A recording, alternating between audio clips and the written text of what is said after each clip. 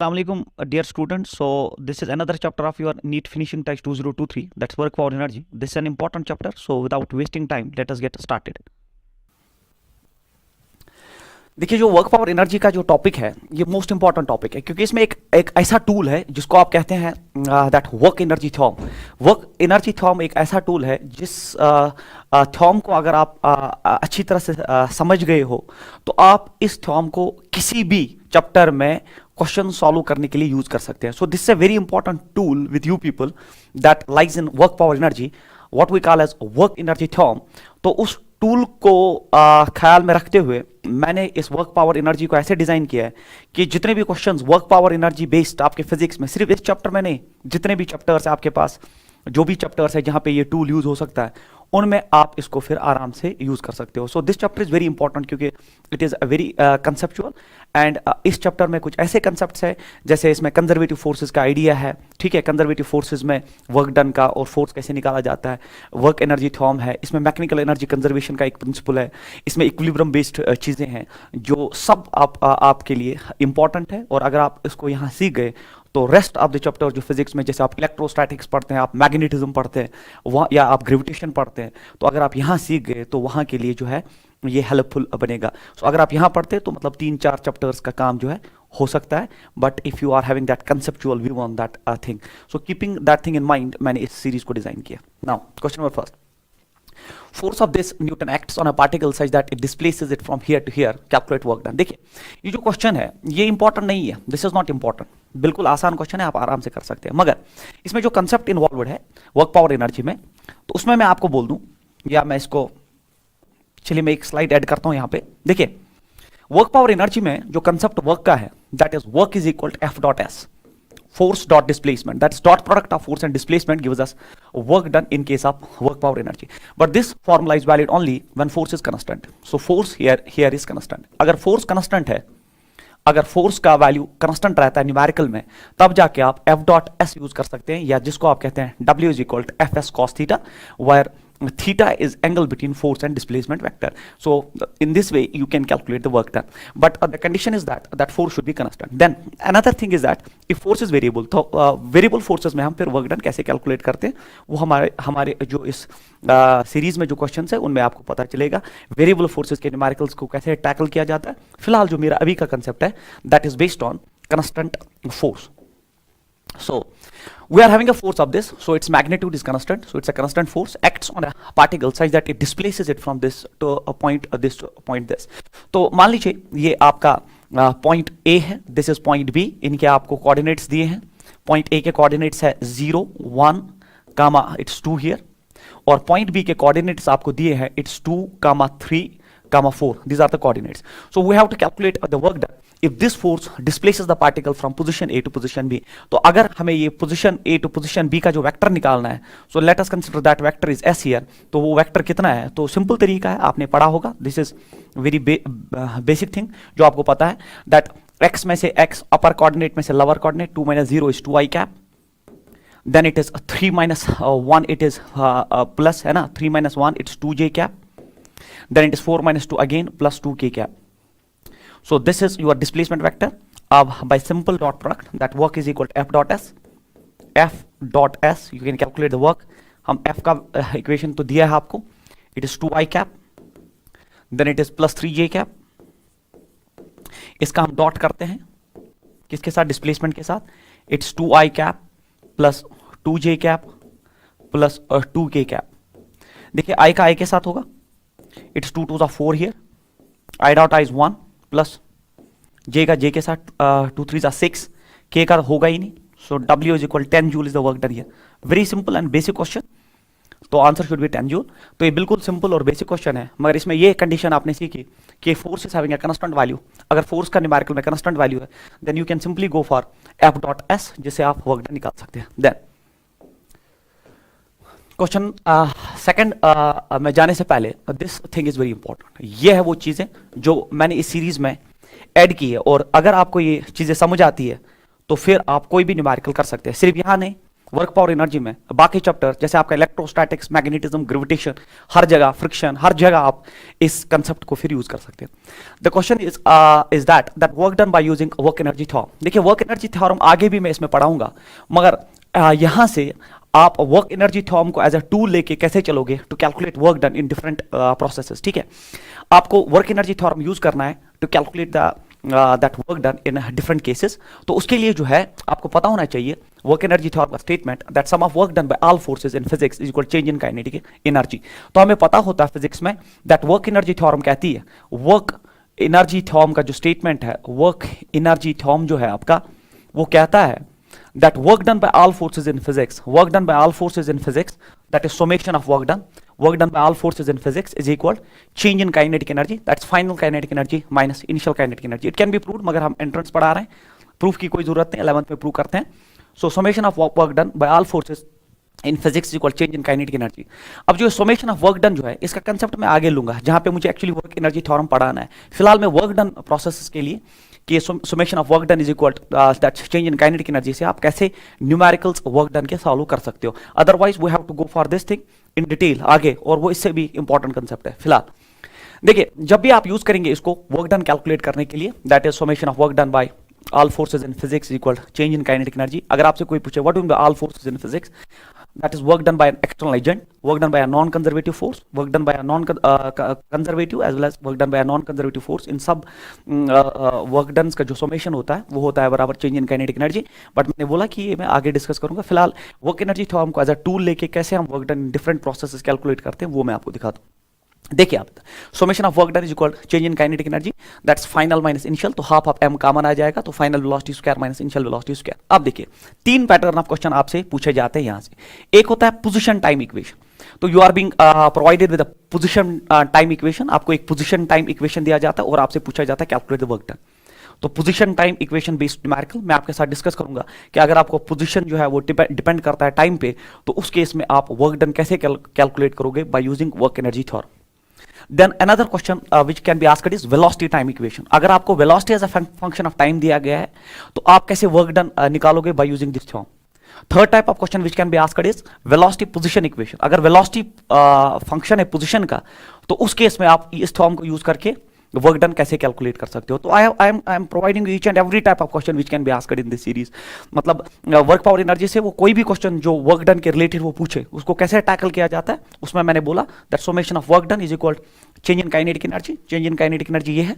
अब क्वेश्चन वो तीन ही पैटर्न के पूछ सकता है यहाँ से. एक होता है वो आपको पोजीशन टाइम इक्वेशन देगा और पूछेगा वर्क डन कैलकुलेट करो, वो आपको वेलोसिटी टाइम इक्वेशन देगा और पूछेगा आप वर्क डन कैलकुलेट करो, या वो आपको वेलोसिटी पोजीशन टाइम इक्वेशन देके वर्क डन कैलकुलेट करने के लिए पूछ सकता है. जैसे कि मैं आपको समझाऊं, देखिए क्वेश्चन नंबर सेकंड इंपॉर्टेंट. ठीक है, देखो particle of mass m moves according to the equation this. देखिए it is position time equation, so we are being provided with position time equation. तो ये हो गया आपका पहला केस. देखिए it is position time equation, that's position is function of time. तो particle of mass 2 kg moves according to the equation this along x axis for 1 second. 1 second के लिए वो मूव करता है. Calculate work done. देखिए work done आपको calculate करना है. तो अगर आपको चीजें पता है that we are being provided with position time equation and we can use work energy theorem to calculate the work done, तब ये 1 मिनट में किया जा सकता है. जैसे मैं आपको बोल दूं, देखिए आपको दिया गया है position time equation that is x is equal it is 2t square plus it is 3t plus 1. So it's a position time equation. तो हमें वर्क डन निकालना है और वर्क डन के लिए मास भी प्रोवाइडेड है, हम वर्क एनर्जी थ्योरम यूज कर सकते हैं. मास प्रोवाइडेड है, हमें वेलोसिटी का कंसेप्ट चाहिए. तो पोजीशन टाइम इक्वेशन में इसको एक बार डिफरेंशिएट करिए आप, that is dx by dt. तो आपको वेलोसिटी मिलेगा और वो वेलोसिटी होगा बराबर it is 4t plus 3. So this is the velocity. तो जैसे आपको वेलोसिटी मिला, अब आप क्या करिए, देखिए using work energy theorem that is work done is here, work done is equal half of m that is v square minus u square, है ना work energy theorem. 1/2 you know mass is provided. अगर आपको final velocity का square पता चलता है minus initial velocity का square, you can directly calculate the work done. So this is how to go for a question like this. मतलब if you are being provided with position time equation, you just differentiate it once, you will get velocity. फिर as per the work energy theorem that work done is equal change in kinetic energy that's half of m v square minus u square. अगर आपको final velocity और initial velocity पता चलती है, substituting the values here, you can directly calculate the work done. तो आप final velocity कैसे निकालेंगे और इनिशियल कैसे निकालेंगे आपको 1 सेकंड के लिए निकालना है, तो मतलब इनिशियल टाइम इज 0, हम इसमें इनिशियल टाइम ड्रॉप करते हैं, हमें इनिशियल वेलोसिटी मिलेगी, और फिर 1 सेकंड जब ड्रॉप करेंगे फाइनल टाइम तो हमें फाइनल वेलोसिटी मिलेगी। सो फॉर दैट हमें पता है दैट इनिशियल वेलोसिटी जो है वो t is equal to 0 second पे है, तो इस इक्वेशन में t इक्वल 0 ड्रॉप करेंगे तो ये बनेगा 0, इट इज ओनली 3 मीटर पर सेकंड। तो इनिशियल वेलोसिटी मिली, तो फाइनल वेलोसिटी के लिए आप t is equal to 1 second drop करिए इक्वेशन में, t जैसे 1 आ जाएगा इसमें, तो it is 4 + 3 is equal 7 meter by second. इसमें आप ड्रॉप करिए तो वर्क डन आपका जो आ जाएगा that is half of m is 2 kg, it's provided। final velocity square हो गया 7 स्क्वायर माइनस इनिशियल वेलोसिटी का स्क्वायर हो गया 3 स्क्वायर, सो 2 कैंसिल आउट हो जाएगा, वर्क डन इज इक्वल 7 7 जा 49 माइनस 3 3 जा 9, तो work done is equal 40 joule should be the answer of this question. इस क्वेश्चन का आंसर जो है 40 जूल होना चाहिए। देखिए वेरी सिंपल। तो whenever you are being provided with a position time equation in physics, तो आपसे फिर वर्क डन वो पूछता है, you differentiate it once, calculate the speed, calculate the velocity, फिर इनिशियल और फाइनल के लिए उसमें इनिशियल और फाइनल टाइम ड्रॉप करिए, आपको वेलोसिटीज का वैल्यू मिलेगा, then using directly work energy theorem you can calculate the work done। So that is what I am explaining you here, is that work energy theorem can be used to calculate work done in different cases। The first case I have discussed with you people is that if we are having a position time equation and then we are being asked to calculate the work done, we can use work energy theorem to calculate the work done here। Now question number second, question number next, that is particle of mass 2 kg moves along x-axis for 2 seconds according to the equation is this। again we are being provided position time equation, तो rule तो वही है, position time equation है, हमसे work done पूछ रहा है, तो position time equation को आप पहले डिफरेंशिएट करिए, आपको स्पीड मिलेगा, फिर इनिशियल और फाइनल स्पीड निकालिए, then you can calculate the work done। तो solution lies here that x is equal it is t cube by 3, तो आप इसको डिफरेंशिएट करिए, it is dx by dt, आपको स्पीड देगा इज इक्वल, तो इसका डिफरेंशिएशन आएगा 3t square divide by 3, 3 cancel, it's only t square, तो आपका स्पीड आ गया। अब आपको 2 सेकंड के लिए मतलब इनिशियल स्पीड आप निकालिए, तो for initial speed you just drop दिया t इज इक्वल 0 इस इक्वेशन में, तो इनिशियल स्पीड इज 0, फिर आप फाइनल स्पीड के लिए t जो है, क्योंकि 2 सेकंड के लिए वो बोल रहा है, तो इसमें 2 ड्रॉप करिए, तो जैसे आप इसमें 2 ड्रॉप करेंगे इट इज 2 का square that is equal 4 metre पर second, then work done is equal that is change in kinetic energy half of m v square minus u square, it is 1/2 जो मास है पार्टिकल का that's 2 kg, then it is v square, it is 4 square minus 0 square। अब मुझे बोलिए 2 cancel, 4 4 जा 16 है ना, it is 16 joule should be the work done here, 16 joule is the work done। देखिए position time equation, differentiate once, calculate speed, then initial and final speed के लिए time drop करिए, आपको जो है फाइनली वर्क डन मिलेगा by using work energy theorem. Then देखिए particle of mass this moves along x-axis according to the equation this for from x equal 0 to x equal d, calculate work done। ये AC Verma का question है, this is the numerical I have taken from S.C. Verma and it is the expected question which can be asked in your NEET and JEE exams। तो ये question जो है बिल्कुल ऐसे ही पूछा जाता है कि एक पार्टिकल का मास m है, वो मूव कर रहा है along x axis according to the equation, the equation is given here that is v is equal to a root x। देखिए अब आपको velocity position equation दी है, तो velocity is a function of position और हमसे पूछा गया है calculate work done। अगर आप देखेंगे पीछे, मैंने आपको पीछे पढ़ाया है, देखिए मैंने आपको आइडिया दे दिया, एक तो पोजीशन टाइम इक्वेशन, उसका मैंने आपको दिखाया, जब भी पोजीशन टाइम इक्वेशन आ जाए डिफरेंशिएट करिए, स्पीड निकालिए, फिर टाइम ड्रॉप करिए इनिशियल एंड फाइनल स्पीड के लिए, आपको मिलेगा, और फिर you can use work energy theorem to calculate work done. अब आपका जो है वेलोसिटी पोजीशन वाला मैंने उठा दिया, velocity is a function of position, तो velocity as a function of position में वर्क एनर्जी थ्योरम कैसे यूज करेंगे आप to calculate the work done, उस पे बेस्ड ये न्यूमेरिकल है। सो numerical is this, particle of mass m moves along x axis according to equation, तो इक्वेशन दी है और इस इक्वेशन में क्लियरली दिख रहा है आपको that velocity is a function of position. Then कहां से कहां तक डिस्प्लेस किया इसको, x इक्वल 0 मीटर तो x equal d meter, calculate work done. देखिए इसमें आप क्या करेंगे, इसमें बच्चे बोलते हैं कि हम इसको डिफरेंशिएट करेंगे, एक्सेलरेशन निकालेंगे, एक्सेलरेशन को फिर मास से मल्टीप्लाई करेंगे, फोर्स आ जाएगा, फोर्स आ गया फिर डिस्प्लेस, इसको इंटीग्रेट करेंगे, है ना, लंबा प्रोसीजर है ना, आप सारे स्टेप समझ लीजिए। अगर आपको ये कंसेप्ट नहीं पता है तो बच्चा ऐसे ही करता है, आप सर वेलोसिटी दिया है, इसको डिफरेंशिएट करेंगे, फिर क्या होगा, उससे वेलोसिटी से एक्सेलरेशन आएगी, जैसे एक्सेलरेशन आ गई उसको मास से मल्टीप्लाई करेंगे, सर फोर्स आएगा, अब फोर्स आ गया फिर डिस्प्लेसमेंट चाहिए सर, इसको इंटीग्रेट वापस करेंगे, हमें डिस्प्लेसमेंट मिलेगा, डिस्प्लेसमेंट को 4 से मल्टीप्लाई करिए, वर्क डन आ जाएगा, तो खेल खत्म, बिल्कुल गलत तरीके से जा रहे हैं आप। The actual way to solve this is that you are having velocity as a function of time that position. तो solution very important question for your entrance, बहुत ही इंपॉर्टेंट है, एसी वर्मा का न्यूमेरिकल है। देखिए जब आपको velocity as a function of position दिया है तो आप इसमें पोजीशन इनिशियल और फाइनल पोजीशन ड्रॉप करिए, आपको इनिशियल एंड फाइनल वेलोसिटीज मिल जाएंगी। जैसे आपको इनिशियल एंड फाइनल वेलोसिटीज मिल गई तो you can use work energy theorem to calculate the work done. एक स्टेप का क्वेश्चन है बच्चों, अगर आपको ये समझ आ गया तो फिर ऐसे न्यूमेरिकल्स आप कर सकते हैं। मतलब आप इसमें इनिशियल पोजीशन ड्रॉप करिए, आपको इनिशियल स्पीड मिलेगी, फाइनल पोजीशन ड्रॉप करिए क्योंकि velocity is function of position here, final position drop करिए, फाइनल वेलोसिटी मिल जाएगी। Then you are having a tool with you that's work energy theorem, तो उसमें इनिशियल और फाइनल वेलोसिटी ड्रॉप करके वर्क डन आराम से आ सकता है। तो मैं लिखूंगा that for x equal 0 that's your initial position here, x equal 0 आपका जो स्पीड आ जाएगा that is v is equal that is 0। तो आपका for x equal d meters, अगर आप x इक्वल d मीटर्स जो आपका फाइनल पोजीशन है तो आपका स्पीड आ जाएगा v is equal a root d। तो now by using work energy theorem work done होता है बराबर हाफ ऑफ m, ये कॉमन आ गया है, it is v square minus u square. You are again using work energy theorem, that is what is the application part of this. अगर आपको work energy theorem अच्छे से समझ आया ना तो फिर कोई भी क्वेश्चन आप फिजिक्स में कर सकते हो जहां इसका रिक्वायरमेंट है। It's 1/2 mass of the particle m ही दिया गया है तो m ही में रखता हूं, v स्क्वायर हो गया फाइनल वेलोसिटी का square that's a root d का स्क्वायर, जैसे स्क्वायर आ गया that's minus initial velocity 0 square. तो वर्क डन आपका आ जाएगा it is 1/2 m, it is a square and square root cancel हो जाएगा, square and root, so it is half of m a square d should be the answer, half of m a square d is the answer of this question। तो ये हो गया आपका pattern number second जिसमें आप work energy theorem use कर सकते हो। if velocity is a function of position then substitute the values of that positions, that initial position and final position to calculate the initial and final velocities, then using directly the tool that's work energy theorem to calculate the work done। so this is another question। फिर आपका और एक question, particle was initially located at this and now it is acted upon by force this such that it is finally seen at 111 meter, calculate the work done. देखिए अब जो ये question है इसमें particle was initially located at these coordinates and is now being acted upon by force this, ठीक है। तो force जो है वो ये है such that it is finally seen at 111 calculate the work done. So this is another important question. देखिए यहाँ पे जो आपका फोर्स है is a variable force, force is a function of that is displacement x y and z। तो मैं यहाँ पे एक स्लाइड ऐड करता हूँ, जब भी आपके पास वेरिएबल फोर्स आ जाए फिजिक्स में, अब ये वेरिएबल फोर्स बेस्ड क्वेश्चन है, वेरिएबल फोर्स। कंस्टेंट फोर्स का मैंने आपको पहला ही क्वेश्चन दिखा दिया, जब कंस्टेंट फोर्स होता है फिजिक्स में तो आप क्या करते हैं, कंस्टेंट फोर्स का आइडिया आपको पता है, तो वर्क डन सीधे होता है बराबर f डॉट s या वर्क होता है बराबर fs cos theta. This is the story for constant force.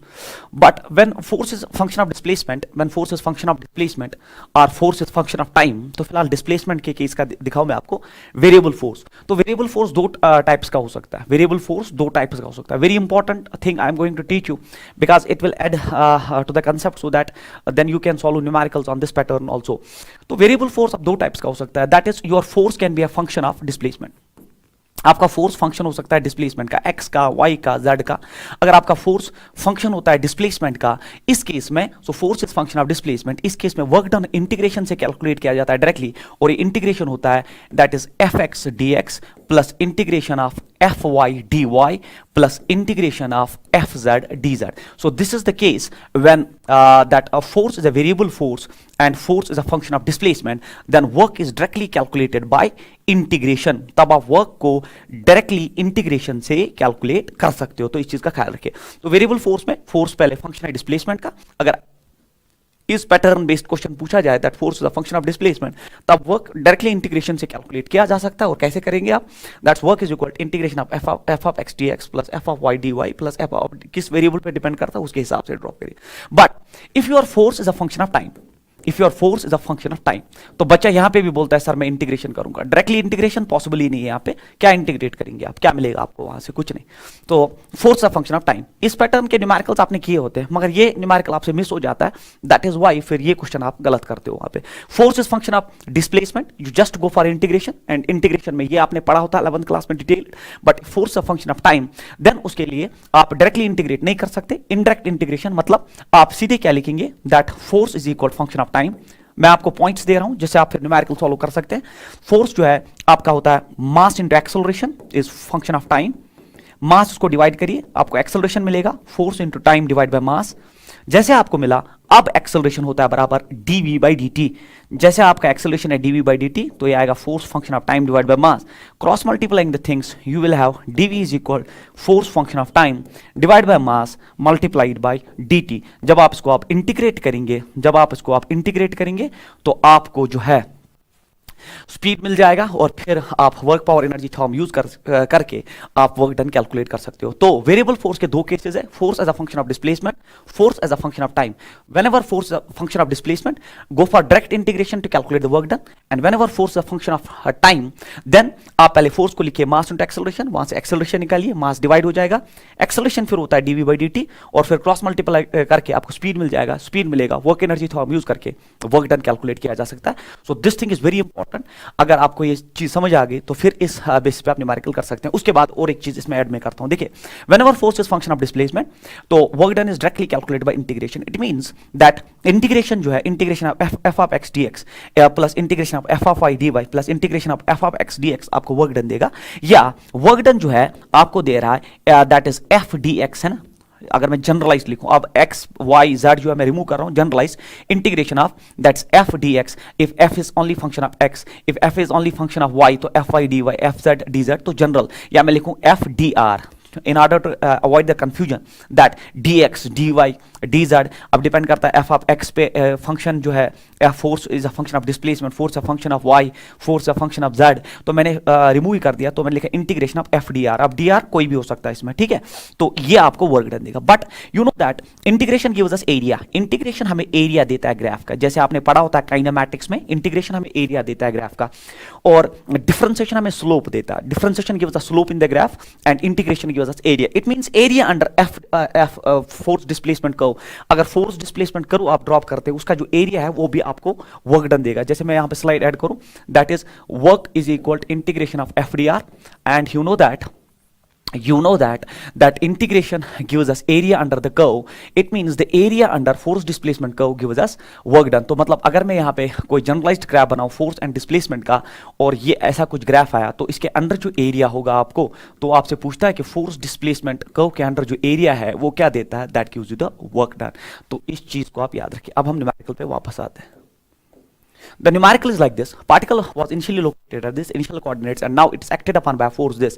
So it's a variable force because it's a function of displacement like this, such that it's finally seen at these coordinates. Finally इसको इन coordinates पे देखा गया है। Calculate the work done. तो work done कैसे निकालेंगे आप? सीधे work हो गया बराबर sir integration of it is f of x dx plus integration of f of y dy plus integration of f of z dz। ठीक है, तो सर आपने सीधे इंटीग्रेट किया, क्यों? क्योंकि force is a function of displacement, force is a function of time मैंने अलग से दिखा दिया आपको कि उसमें पहले आप जो है फोर्स को ब्रेक करते हैं, मास नीचे लेके एक्सेलरेशन, फिर उसको इंटीग्रेट करके वेलोसिटी निकालते हैं। But since it's a direct relation that force depends on displacement and we have direct integration rule to calculate this.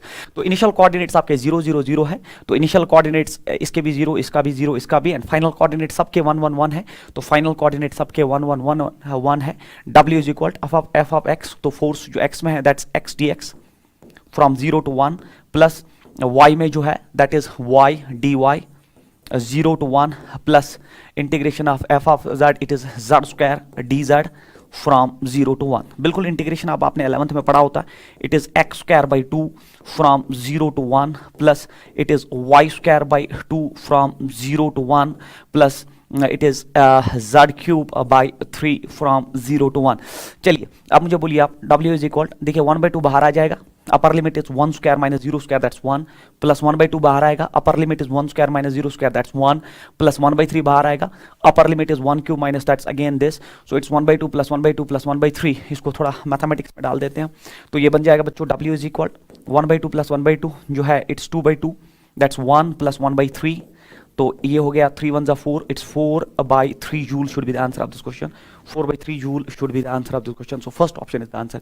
So whenever force of direct function of displacement, you just go for direct integration to calculate the work done. Now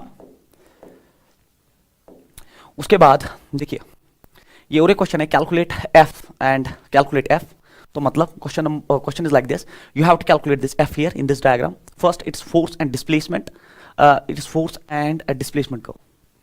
This is displacement in meters.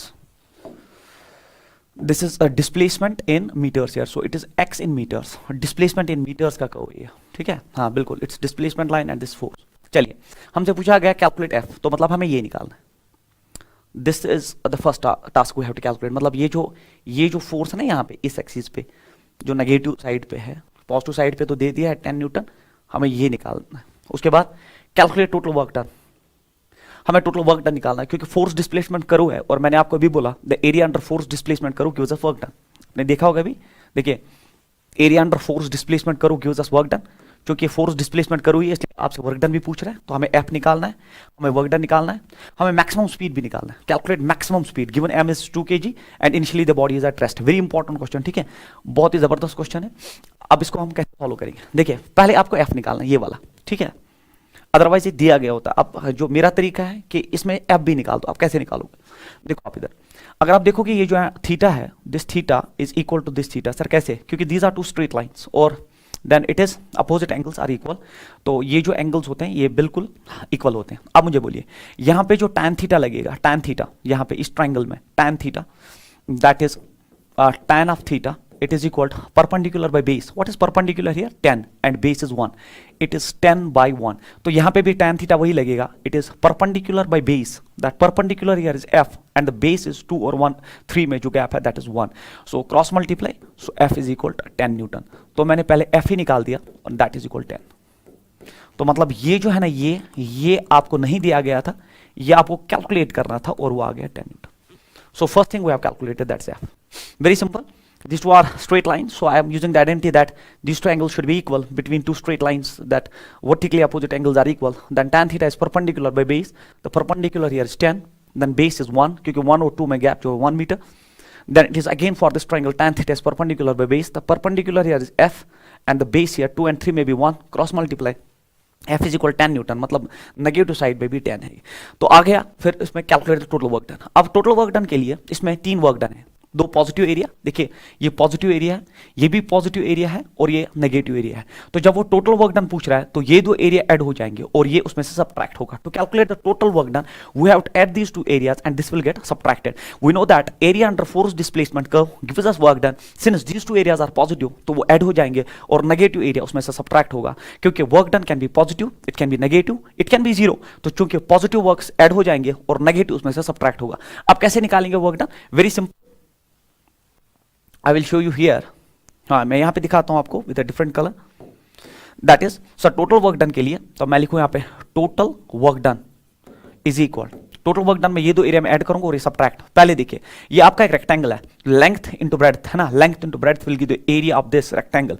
तो length into breadth it's 10 into 1, it is 10 into 1 plus ये area triangle का है, triangle का होता है half half. Base देखिए आप 1 और 2 में 1 एंड अल्टीट्यूड आप देखिए इसका दैट्स 10, तो हो गया ऐड, फिर माइनस हो जाएगा क्योंकि नेगेटिव एरिया है, सब्ट्रैक्ट होगा। Again triangle half half base, अगर आप बेस देखेंगे वो अगेन 1 है और अल्टीट्यूड इसमें 10 है, तो ये हो गया 2 5s are 10 here, so this is 2 5s are 10 here, so it is 10 plus 5 minus 5 plus 5 minus 5 cancel out, 10 joule is the total work done। तो हमारा दूसरा पार्ट आ गया, that's calculate the total work done, that's 10 joule। तो आपने 10 joule निकाल दिया। उसके बाद सबसे important question, calculate maximum speed. ये 2 क्वेश्चंस तो ये जो है इसमें टोटल वर्क डन निकालना, फोर्स डिस्प्लेसमेंट करो के अंडर एरिया हमें वर्क डन ही देता है, तो वो तो सब निकालते हैं, मगर इसने एक जबरदस्त क्वेश्चन पूछा है, कैलकुलेट मैक्सिमम स्पीड। अब मैक्सिमम स्पीड कहां पे होगी सर, इस ग्राफ में हमें कहां पता है maximum speed, that is what is important from force displacement करो। आप देखिए मैक्सिमम कंसेप्ट जो इन्वॉल्व है यहाँ पे, मैक्सिमम स्पीड वहां पे होगी जहां पे एक्सेलरेशन 0 होगी, मैक्सिमम स्पीड वहां पे होगी जहां पे एक्सेलरेशन खत्म हो जाएगी। तो जहां एक्सेलरेशन खत्म होगी वहां फोर्स भी खत्म होगा, है ना। जहां एक्सेलरेशन अब नहीं है, मतलब what is the deriving agent for that acceleration, that is force. जब एक्सेलरेशन ही नहीं है तो फोर्स ही नहीं है, तो मतलब मैक्सिमम स्पीड उस पॉइंट पे होगी जहां पे एक्सेलरेशन 0 होगा, और एक्सेलरेशन कहां 0 होगा, जहां फोर्स 0 होगा। अब आप मुझे बोलिए इस ग्राफ को देखिए, इस पॉइंट पे आप देखिए, इस पॉइंट पे अगर आप देखेंगे आपका फोर्स 0 बन जाता है, क्योंकि यहाँ लाइन को टच वापस करता है तो 4 0, जहाँ 4 0 वहाँ एक्सेलरेशन 0, और जहाँ एक्सेलरेशन 0 वहाँ पे स्पीड जो है वो मैक्सिमम होगी। अब आप मैक्सिमम स्पीड कैसे निकालेंगे? मैक्सिमम स्पीड इस पॉइंट पे होगी। मैक्सिमम स्पीड के लिए again using that work energy theorem, मैंने बोला ना it's a tool which can take care of each and everything. अगर आपको वर्क एनर्जी थ्योरम अच्छे से समझ आया तो आप कहीं पे भी इसको यूज कर सकते हो। तो आपको इनिशियली इसका मास दिया है 2 kg और इनिशियली बॉडी रेस्ट में है, तो इनिशियल वेलोसिटी 0, फाइनल वेलोसिटी निकालिए वर्क एनर्जी थ्योरम से, that work done is equal change in kinetic energy से आप कर सकते हैं। अब मुझे बोलिए यहाँ पे तो हम पॉजिटिव एरियाज को ऐड करेंगे क्योंकि वर्क डन तब तक इतना ही हुआ है, नेगेटिव पोर्शन तो बाहर चला गया क्योंकि यही तक हमें जाना है। तो इसमें वर्क डन जो है तो मैं लिखूंगा यहाँ पे, I will go for a thing like this here, I will change the colour. तो मैं लिखूंगा यहाँ पे कि सर यहाँ पे जो वर्क डन होगा, वर्क डन जो होगा यहाँ पे वो होगा half of m v² minus u²। Again I am using work energy theorem. अब वर्क डन जो है वो सिर्फ 2 पॉजिटिव एरियाज है यहाँ पे, तो इसका पॉजिटिव एरिया अगर आप देखेंगे इट्स 10 × 1 इट्स 10, प्लस ट्राइंगल का हो गया half of base into altitude 1 × 10 is equal 1/2 mass of the body जो है इट इज गिवन 2 kg, तो multiplied by 2 multiplied by v² ही तो हमें निकालना, u तो 0 है, initially the body is at rest. तो अब मुझे आप बोलिए 2 कैंसल आउट हो जाएगा यहाँ पे, अगर आप देखेंगे इट इज 2 5 नहीं गलत हो गया, it's 2 5 10, 10 + 5 is 15, 15 is equal to v², so v is equal to root of 15 meter per second should be the speed at that point. So this is the maximum speed, root of 15 meter per second. तो मतलब आपसे जब उसने maximum speed पूछा तो मैंने concept इसमें ये बोल दिया कि मैक्सिमम स्पीड वहां होगी जहां एक्सेलरेशन 0 होगी, और जहां एक्सेलरेशन 0 होगी वहां फोर्स 0 होना चाहिए। अगर फोर्स यहाँ 0 है तो यहाँ पे स्पीड मैक्सिमम है। तो अब हम वो स्पीड कैसे निकालेंगे? जब यहाँ पे फोर्स 0 है और यहाँ आपका एक्सेलरेशन 0 और वेलोसिटी यहाँ पे मैक्सिमम है, तो मतलब ये जो वर्क डन है उसी ने तो ये मैक्सिमम वेलोसिटी डेवलप किया है। तो हम पॉजिटिव वर्क जो ऐड करेंगे and that work done is equal change in kinetic energy is work energy theorem. Work done is equal change in kinetic energy is half of m v² minus u²। Initially body rest पे तो u 0 दिया है, body का मास 2 kg दिया है, work done में ये area plus ये एरिया हो जाएगा और वहां से आपको मैक्सिमम स्पीड मिला। वेरी इंपॉर्टेंट क्वेश्चन, आप इसको तैयार करके जाइए। उसके बाद particle moves from this 0 to a coordinates under the influence of force, this calculate this। देखिए IIT का ओरिजिनल क्वेश्चन है, वेरी वेरी इंपॉर्टेंट। मतलब अगर एंट्रेंस में आया तो यही क्वेश्चन आएगा, है ना। वो क्वेश्चन तो फोर्स डिस्प्लेसमेंट का जो आपका है ना, जो मैंने अभी पीछे दिखाया, that you can directly go for integration to calculate the work done, that's the very basic question, वो आप 11th में पढ़ाते हैं। मगर जब आप नीट JEE की तैयारी करते हैं, IIT की तैयारी करते हैं, तब ये वाला क्वेश्चन जो है अगर पूछा जाए फोर्स डिस्प्लेसमेंट पे तो यही पूछा जाता है, अदरवाइज नहीं पूछा जाता है। Very simple. So particle moves from this to this under the influence of force. Sir इसमें खास क्या है? ये भी तो है force as a function of displacement. आपने तो इंटीग्रेशन बोल दिया वर्क डन के लिए, ये भी तो force as a function of displacement है, तो सर वर्क डन आप डायरेक्टली कैलकुलेट करिए। इसमें खास ये है बच्चों, इसमें खास ये है जब हम सॉल्यूशन में आते हैं, दैट आपका फोर्स जो है यहाँ पे दैट इज, देखिए YI कैप, यही इसमें खास है, प्लस XJ कैप। मतलब x की जगह y है और y की जगह j है। That is what is dangerous in this question, that is यहाँ पे XI कैप होता और ये YJ कैप होता, तब ये आराम से इंटीग्रेट होता। मगर जहां x होना चाहिए वहां y है, I कैप के साथ x होना चाहिए वहां y है, और j कैप के साथ y होना चाहिए वहां x है। So that makes it different and that is why it is a very difficult question. अब सर यहां पे जब फोर्स ऐसा है तो हम वर्क डन कैसे कैलकुलेट करते हैं? How to calculate the work done here? आपको पता है वर्क डन जो आपका वर्क डन जब भी force as a function of displacement, आपका तो रूल है integration of it is f of x dx, पीछे मैंने पढ़ाया, it's integration of that is f of y dy।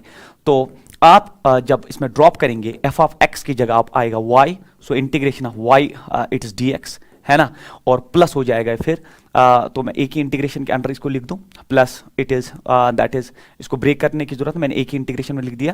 तो fy जो है आपका x इट इज dy। तो ये इसमें अब डेंजरस चीज हो गई क्योंकि you are integrating y with respect x, ऐसा नहीं होता, and you are integrating x with respect to y, ऐसा बिल्कुल नहीं होता। अगर ये x dx होता तो हम आराम से इंटीग्रेट करते, अगर ये y dy होता तो हम इसको आराम से इंटीग्रेट करते, मगर ऐसा यहाँ पे कुछ नहीं होगा। सर ये वाली चीज जो है यहाँ पे बच्चा फंस जाता है, ये डिफिकल्ट नहीं है, ये चीज फिर आगे पता नहीं होती है बच्चे को और फिर वो ये क्वेश्चन छोड़ के आता है। अब आप इसके लिए एक ट्रिक याद रखिए, एक रूल याद रखिए। The rule is that is called as product rule. Differentiation में आपने प्रोडक्ट रूल पढ़ा होता है, देखिए this is the breaking point of the question. Product rule कहता है that is differentiation of x y होता है बराबर, अगर आप डिफरेंशिएशन करेंगे एक्स की तो वाई बाहर आता है, प्लस अगर आप दैट डिफरेंशिएशन y की करेंगे तो x बाहर आता है। This is called as product rule. That is differentiation of x y होता है बराबर y dx plus x dy। तो ये है ना y dx plus x dy। तो अब आप लिख सकते हो that work done is integration of directly that is d of x y, क्योंकि देखिए इंटीग्रेशन ऑफ छोड़ दीजिए it's y dx plus x dy, मगर y dx plus x dy होता है प्रोडक्ट रूल के हिसाब से डिफरेंशिएशन ऑफ एक्स वाई। तो मैंने वही लिखा, इसके बदले ये जो है इसके बदले मैंने ये लिख दिया because it's clear here. This is called as product rule. तो ये आ गया। उसके बाद आपने पढ़ा होता है रूल और एक, that is integration of dx होता है फिजिक्स में x, इंटीग्रेशन ऑफ dy होता है y, integration of d of that is x y होता है बराबर x Y.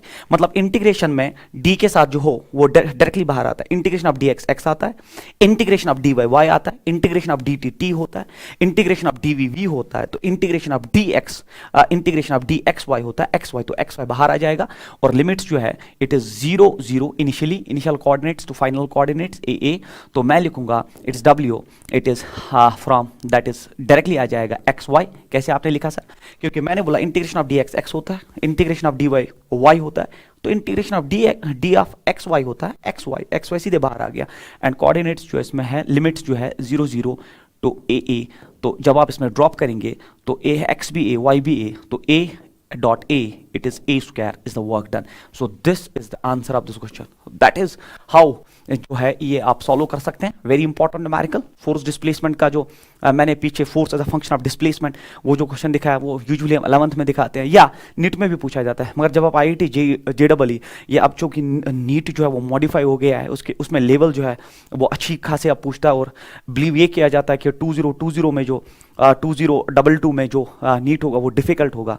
That what are the predictions and for that you have to prepare questions like this for your entrance. और इसमें मैंने दो rules आपको पढ़ाए जो आप याद रखिए, एक प्रोडक्ट रूल और इंटीग्रेशन, वो दो चीजें यूज करके आप इसमें ये जो आंसर निकाल सकते हैं। Answer is a square, IIT का क्वेश्चन है। उसके बाद that force is a function of time, जो मैंने पीछे आपको इंट्रोड्यूस किया है, that when force is a function of displacement, अगर force as a function of displacement होता है तो direct go for integration to calculate work done. But when force as a function of time, अगर आपका force function है time का, तो there is nothing like direct integration to calculate work done. You have to go by some steps before going for integration. कुछ steps आपको करने पड़ते हैं तब जाके इंटीग्रेशन किया जा सकता है to calculate the work done. तो उसके लिए क्या है, देखिए अगर आपका force as a function of time है, this is very important, you remember this. अगर आपका force as a function of time, ये तो मैंने पीछे लिख दिया था, आप पीछे स्लाइड में देख सकते हैं। फोर्स को ब्रेक करिए, मास into acceleration force of force is function of time, तो ये हो गया एफ ऑफ टी। ए इधर मास नीचे आएगा, फिर acceleration is dv by dt। जब आप इसको इंटीग्रेट करेंगे वहां स्पीड मिलेगा। जब आप स्पीड निकालोगे, जैसे आपको स्पीड मिला then use that work done is equal half of m, it is v square minus u square. जैसे आपको स्पीड मिला, इनिशियल एंड फाइनल निकाल दीजिए और फिर आप वर्क एनर्जी थ्योरम यूज करके आप वर्क डन कैलकुलेट कर सकते हैं। This is called as work energy theorem to calculate the work done. जैसे मैं इस पे जब न्यूमेरिकल दिखाऊंगा तो क्लियर हो जाएगा। The numerical is like this, particle of mass 1 kg was initially at rest and acted upon by a force. देखिए force as a function of time, तो force as a function of time में दिया है f is equal it is 3t square plus 2। So this is force as a function of time. Calculate the work done by this force in 1 second. 1 second में आपको बोलना है कि कितना work होगा। तो देखिए इसमें क्या करेंगे, इसमें फोर्स होगा बराबर mass into acceleration is equal 3t square plus 2। तो a mass of the body is given mass of 1 kg, तो m इज 1, तो a is equal 3t square plus 2। a होता है बराबर dv बाई dt, a होता है बराबर dv by dt हो जाएगा 3t square plus 2, cross multiplying the things, dv हो जाएगा बराबर 3t square dt plus 2 dt। तो जैसे ये आपका आ गया, अब आप इसको इंटीग्रेट करिए। ठीक है, इंटीग्रेट कैसे करेंगे आप, देखिए integration of dv is equal integration of it is 3t square dt plus integration of it is 2 dt and limits आप देखिए लिमिट्स मान लीजिए इनिशियली टाइम इज 0, जब इनिशियली टाइम 0 है तो speed is 0, finally time is t and finally speed is v। तो integration of dv is v, upper limit minus lower limit is v minus 0, that's v। 3 बाहर आएगा, integration of t square होता है t cube by 3, then it is 0 to t, then it's plus ये हो गया 2 बाहर आएगा, इंटीग्रेशन ऑफ dt होता है t, जो अभी हमने पीछे पढ़ा, तो अब इस पर ड्रॉप करिए, ये बना, इट इज 3 3 कैंसल आउट हो जाएगा, t cube minus 0 is t cube, it's plus it's 2t। सो ये आपका स्पीड आया। तो जैसे अब आपका स्पीड आ गया, अब आप इसमें इनिशियल स्पीड और फाइनल स्पीड, जैसे t क्यूब प्लस 2t है ना, तो मैं लिखूं, जस्ट वेट, तो आपका स्पीड आया t क्यूब प्लस 2t। अब इनिशियली टाइम 0 था और फाइनली वो 1 सेकंड के बाद पूछ रहा है, हम चेक करते that calculate work done by this force in 1 second. तो initially time is 0 then 1 second, तो when initial velocity when t is equal 0 आ जाएगा आपका, इट इज 0 सीधे, and final velocity t 1 second के लिए आ जाएगा और आ जाएगा 1 क्यूब प्लस 2 इंटू 1, तो दैट इज 3 मीटर पर सेकंड। तो अब यूज करिए, work done is equal half of m, it is v square minus u square, so it is half of mass of the body. हम देखते हैं पीछे, mass of the body आप देखिए 1 kg, mass of the body is 1 here, it's 1। Final speed जो है आपका, final speed आ गया यहीं पे, इट्स 3 स्क्वायर माइनस 0 स्क्वायर, तो गया 9/2, 3 3 9/2, that is 4.5 joule should be the answer of this question. 4.5 joule should be the answer, या सीधे 9/2 ही था, 9, हम चेक करते हैं आंसर क्या है, इट्स 9/2, ऑप्शन है कोई 9/2, बिल्कुल पहला ही 9/2 is the answer of this question. तो ये था हमारा कि force as a function of displacement, direct integration, force as a function of time. तो you have to break the force first like this, calculate acceleration, integrate acceleration to calculate velocity, then initial velocity और final velocity निकालिए, then use work energy theorem to calculate the work done.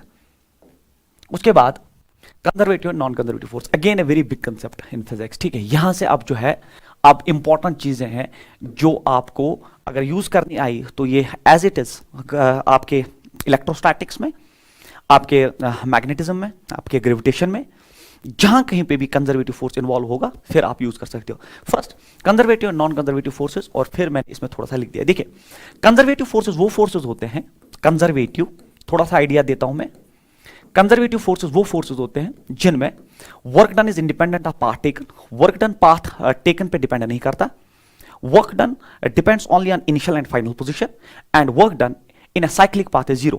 Work is stored in the form of potential energy. मतलब conservative fields में concept of potential energy है।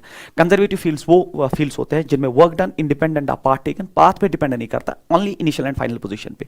मतलब अगर एक body को आप यहां से यहां लेते हैं, पोजीशन 1 से पोजीशन 2 ऐसे लेते हैं, आप उसको यहां से लेते हैं, आप उसको यहां से लेते हैं, तीनों पाथ्स पे वर्क डन सेम होगा। इंडिपेंडेंट ऑफ पाथ टेकन, किस पाथ पे ले रहे हैं वो नहीं, सिर्फ इनिशियल एंड फाइनल पोजीशन पे।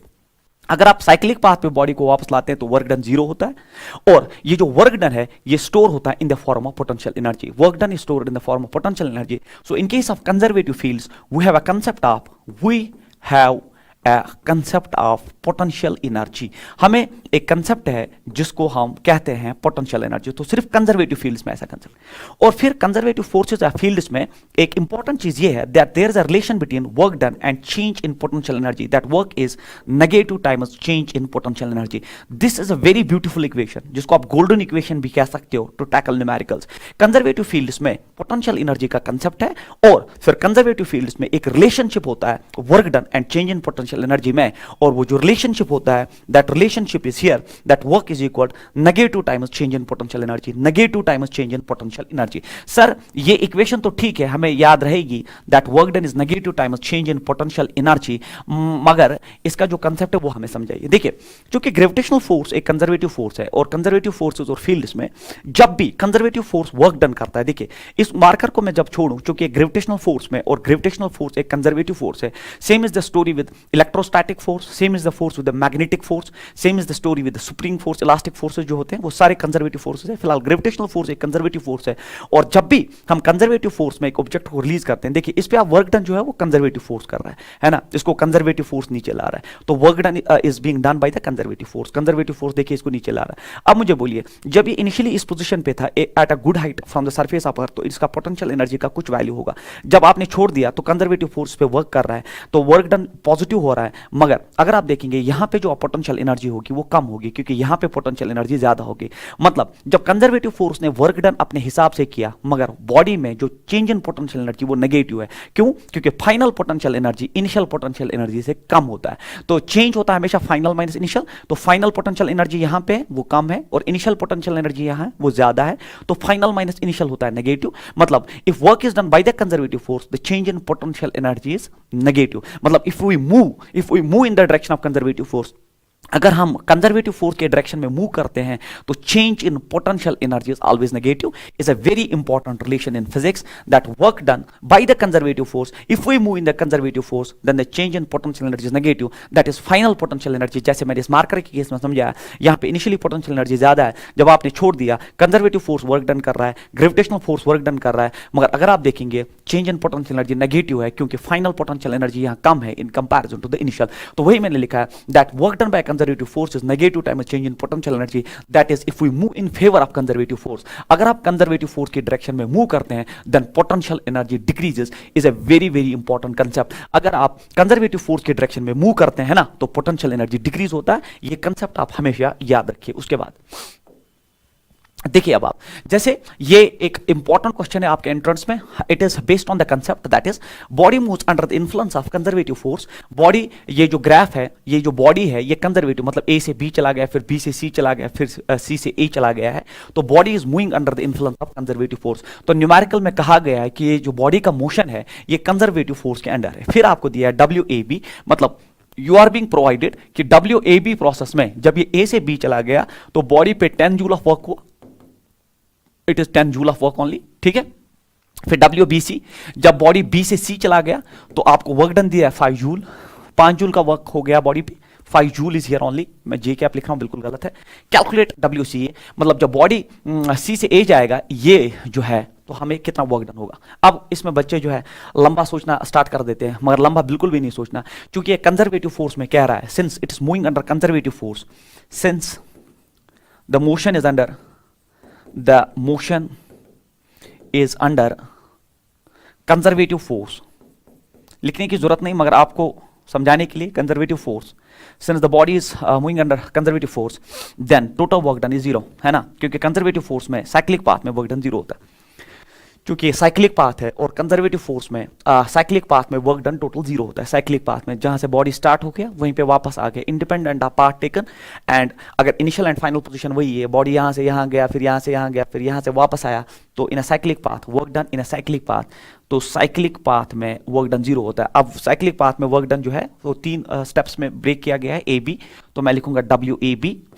Plus it is WBC plus WCA should be equal 0. Now WAB is provided, that's 10, plus WBC is provided, that is 5, plus WCA, तो is equal to 0. तो it is 10 plus 5 is 15. तो WCA is है ना -15 joule should be the answer of this question.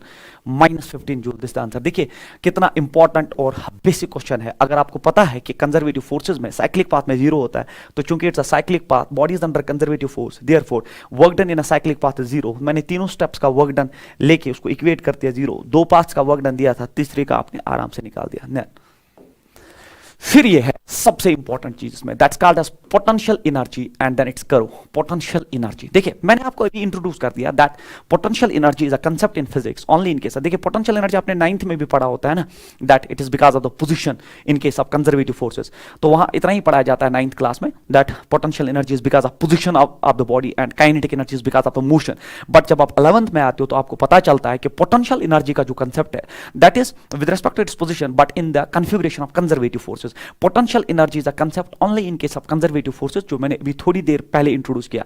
जो आपके non conservative forces होते हैं, जैसे आपका काइनेटिक फ्रिक्शन आता है, आपका एयर ड्रैग आता है, आपका विस्कोसिटी आता है, तो उनमें work done is not stored in the form of potential energy, that is lost in the form of heat, sound, wear and tear, उसमें चला जाता है। मगर जो कंजर्वेटिव फोर्सेस का आइडिया है, जिसमें आपका इलेक्ट्रोस्टैटिक फोर्स, आपका ग्रेविटेशनल फोर्स, आपके मैग्नेटिक फोर्सेस आते हैं, इन सब फोर्सेस में जो वर्क डन है वो स्टोर होता है in the form of potential energy. So conservative forces are a source of potential energy, you can say. And therefore potential energy का जो मैंने आपको आइडिया दिया, that it's only in case of conservative forces and examples you know. And फिर उसके बाद मैंने आपको पढ़ाया that in case of conservative forces, whenever work done by conservative force is positive, the change in potential energy is negative. और you can say that if you move in the direction of potential, if you move in the direction of conservative force, अगर आप conservative force की direction में move करते हैं, उसके favour में चलते हैं, तो हमने देखा है कि change in potential energy negative होता है. जैसा मैंने इस मार्कर के केस में एग्जांपल दिया कि आपने इस मार्कर को जब रिलीज किया तो इसको कंजर्वेटिव फोर्स वर्क कर रहा है, ग्रेविटेशनल फोर्स के डायरेक्शन में ही नीचे आ रहा है, मगर यहां पे पोटेंशियल एनर्जी ज्यादा है और यहां कम है, तो change in potential energy is negative. तो मैंने यहां पे लिख दिया that work done by conservative force is negative change in potential energy. And फिर अब कंजर्वेटिव फोर्स कैसे इससे डिराइव होता है? अगर आपका पोटेंशियल एनर्जी चेंज है तो उससे आप फोर्स कैसे डिराइव करते हैं? तो उसके लिए आपको इक्वेशन याद रखनी पड़ेगी. दैट इज कंजर्वेटिव फोर्स होता है बराबर minus du by dr, that is negative times differentiation of that potential energy will give you what is called as conservative force. तो ये आप इलेक्ट्रोस्टैटिक्स में भी यूज करते हैं, इलेक्ट्रोस्टैटिक्स में एज इट इज, ग्रेविटेशन में एज इट इज आप यूज करते हैं. दैट जब आप डिफरेंशिएशन करते हैं पोटेंशियल एनर्जी की with negative sign, that will give you conservative force. But you know that अगर ये आपका ux करू है, if this is your ux curve, अगर ये आपका पोटेंशियल एनर्जी वर्सेस डिस्टेंस का कर्व है, तो इस ux कर्व में अगर आपसे कोई पूछे कि du by dx आपको क्या देगा, तो आपको पता है ना, differentiation gives us slope, integration gives us area. Kinematics में अभी मैंने इंट्रोड्यूस किया, काइनेमैटिक्स में आपने पढ़ा होगा, डिफरेंशिएशन हमें स्लोप देता है, इंटीग्रेशन हमें एरिया देता है. क्योंकि यहां पे du by dx है, du by dr है, तो slope of potential energy versus distance जो है उसका स्लोप जो है that is du by dx है ना, डिफरेंशिएशन. तो that is slope of tangent in ux curve. ux curve में जो आप इस कर्व का जो टेंजेंट ड्रा करते हैं उसका जो स्लोप होता है वो स्लोप होता है ये du by dr, that is the slope multiplied by negative sign. तो slope of ux curve multiplied by negative sign gives you conservative force. तो मैंने वही यहां पे लिखा है, that is what I have written here, कि conservative force is nothing, it is negative times, that is negative times अब du by dx जो है, du by dx ux curve का स्लोप होता है, टेंजेंट का स्लोप होता है. तो स्लोप ऑफ टेंजेंट, तो मैंने लिखा है negative times, it is slope of tangent in ux curve. ये बिल्कुल आपने काइनेमैटिक्स में पढ़ा होता है और ये आपका इक्वेशन डेवलप हुआ. मतलब कंजर्वेटिव फोर्स निकालने का तरीका जो है फिजिक्स में वो ये है कि अगर आप नेगेटिव से मल्टीप्लाई करते हैं किसको, slope of ux curve, potential energy versus distance के टेंजेंट के स्लोप को अगर आप नेगेटिव से मल्टीप्लाई करते हैं तो you will get nothing, you will get a thing that is called as conservative force. तो मैंने लिखा and FC is equal to minus du by dr. वो कंजर्वेटिव फोर्स होता है negative times du by dr. अब negative as it is है, du by dr is nothing, that is the slope of ux curve, उसके tangent का slope जो है उसको जब आप मल्टीप्लाई करेंगे तो that will give you the conservative force. उसके बाद पोटेंशियल एनर्जी कर्व मैंने बना दिया, तो ये हो गया कंसेप्ट. आप देख लीजिए, this is now very important जो मैं आप बोलने जा रहा हूं, देख लीजिए. मान लीजिए आपका ux कर्व है, तो ux कर्व ऐसा है, अगर आप इस पॉइंट पे टेंजेंट ड्रा करेंगे, देखिए आपने टेंजेंट जैसे ही ड्रा कर दिया, वेरी इंपॉर्टेंट, ये आपने काइनेमैटिक्स में पढ़ा होता है, स्लोप में मैं नहीं पढ़ाऊंगा अभी मगर थोड़ा सा आइडिया. तो इसका स्लोप आ गया, इट्स एन ऑब्ट्यूज एंगल, तो स्लोप इज नेगेटिव है ना. ऑब्ट्यूज एंगल जैसे बनाता है ना ये x के साथ, तो जैसे ऑब्ट्यूज एंगल आ गया, ये चीजें मैं नहीं पढ़ा सकता बच्चों क्योंकि काइनेमैटिक्स में आपने पढ़ी है और ये वो स्टेज है एंट्रेंस का जहां पे ये चीजें पता होनी चाहिए. तो जैसे आपने ये स्लोप डाल दिया, यहाँ पे ऑब्ट्यूज एंगल आया, जैसे ऑब्ट्यूज एंगल आता है तो स्लोप इज नेगेटिव. अब ये स्लोप नेगेटिव है मगर पहले ही बाहर नेगेटिव है, तो negative multiplied by negative means force is positive. मतलब इस पॉइंट पे आपका फोर्स जो है वो पॉजिटिव है. देखिए कितना इंपॉर्टेंट कंसेप्ट है, फोर्स इज पॉजिटिव. कैसे आपने देखा, देखिए कंजर्वेटिव फोर्स कैसे निकालते हैं, negative time slope of tangent in ux curve. तो ux कर्व में आपने एक टेंजेंट ड्रा कर दिया, जैसे आपने इस पॉइंट पे टेंजेंट ड्रा कर दिया, उसने ऑब्ट्यूज एंगल बनाया, ये आपने काइनेमैटिक्स में पढ़ा, जैसे ऑब्ट्यूज एंगल बनाया तो slope negative. This is a rule है ना, to see whether the slope is positive और नेगेटिव. तो स्लोप जैसे नेगेटिव हो गया, अब जो ये स्लोप है ये नेगेटिव आ गया, इस पॉइंट पे ये स्लोप नेगेटिव हो गया. उस स्लोप जो नेगेटिव आया उसको पहले ही बाहर नेगेटिव है, तो नेगेटिव इंटू नेगेटिव पॉजिटिव, क्योंकि फोर्स होता है नेगेटिव टाइम स्लोप नेगेटिव आया, फिर उसको नेगेटिव से मल्टीप्लाई करना पड़ेगा, आपको फोर्स मिलेगा. तो अगर आपसे कोई पूछे इस पॉइंट पे फोर्स क्या है, तो पॉजिटिव. यहां पे देख लीजिए इस पॉइंट का जो बेस वाला पॉइंट है, जब आप इसको टेंजेंट ड्रा करेंगे तो slope is zero, slope is zero means slope is zero, negative से मल्टीप्लाई करने से कुछ नहीं होता, तो फोर्स यहाँ पे जीरो है, तो यहाँ पे आपका फोर्स जो है वो जीरो है, तो यहाँ पे फोर्स जीरो है। अगर आप यहाँ टेंजेंट ड्रा करेंगे, जरा यहाँ देखिए, यहाँ पे आप टेंजेंट ड्रा करिए, यहाँ पे टेंजेंट ड्रा करिए, ये आ गया टेंजेंट, इसने एक्यूट एंगल बनाया, जब यहाँ एक्यूट एंगल बना तो स्लोप आया पॉजिटिव, पॉजिटिव को नेगेटिव से मल्टीप्लाई करिए, फोर्स नेगेटिव आया, मतलब इस पॉइंट पे आपका फोर्स जो है वो है नेगेटिव। ठीक है बच्चे, मैं आपको हर एक पॉइंट पे दिखा रहा हूं। तो जैसे इस पॉइंट पे अगर वो पूछे कल, आप टेंजेंट जैसे ड्रा करोगे, ऑब्ट्यूस एंगल आया, स्लोप नेगेटिव आया, नेगेटिव से मल्टीप्लाई होगा, तो यहां पे फोर्स पॉजिटिव, यहां पे फोर्स जीरो, यहां पे आप देखिए फोर्स जो है नेगेटिव, तो यहां पे जो है फोर्स जीरो। तो हर पॉइंट पे आप यूएक्स कर्व में देख सकते हैं कि कहां फोर्स जीरो है, कहां फोर्स पॉजिटिव है और कहां फोर्स नेगेटिव है। This is a very important thing for further discussions and further जो आप क्वेश्चंस डिस्कस करेंगे उस सब के लिए एक इंपॉर्टेंट टूल है, जो अगर आपको समझ आए तो आप फिर वो क्वेश्चन कर सकते हैं। तो मतलब जब यूएक्स कर्व आप ड्रा करते हैं तो उस यूएक्स कर्व में जो टेंजेंट का जो स्लोप है, उस स्लोप को जब आप नेगेटिव साइन से मल्टीप्लाई करते हैं तो वो आपको कंजर्वेटिव फोर्स देता है। अब फोर्स देता है कंजर्वेटिव फोर्स। अब आपने यूएक्स कर्व में देखा कि आपने इस पॉइंट पे टेंजेंट ड्रा कर दिया, इसका स्लोप नेगेटिव आया, मगर स्लोप को नेगेटिव बाहर मल्टीप्लाई होता है तो नेगेटिव नेगेटिव पॉजिटिव, तो ये फोर्स देगा पॉजिटिव, यहां पे स्लोप जीरो, फोर्स जीरो, यहां पे फोर्स पॉजिटिव पॉजिटिव, यहां नेगेटिव, यहां positive, it is zero at this. अब ये सारे पॉइंट्स जिन पे फोर्स जीरो है, जैसे यहां पे फोर्स जीरो है, जैसे इस पॉइंट पे भी अगर आप टॉप पे देखेंगे फोर्स जीरो होगा क्योंकि स्लोप ही जीरो है, इस पॉइंट पे भी स्लोप जीरो है, इस पॉइंट पे भी स्लोप जीरो। वो सारे पॉइंट्स यूएक्स कर्व में वो सारे पॉइंट्स जहां पे फोर्स जीरो आता है वो सारे पॉइंट्स होते हैं इक्विलिब्रियम के। ठीक है, then equilibrium is of three types in work power energy, और equilibrium is of three types in physics, stable equilibrium, unstable equilibrium and neutral equilibrium. तो वो बात की कहानी है, फिलहाल ये याद रखिए, जहां जहां फोर्स जीरो आता है यूएक्स कर्व में वो सारे पॉइंट्स इक्विलिब्रियम वाले पॉइंट्स होते हैं। जहां जहां यूएक्स कर्व में फोर्स जीरो आता है वो सारे पॉइंट्स इक्विलिब्रियम वाले पॉइंट्स होते हैं।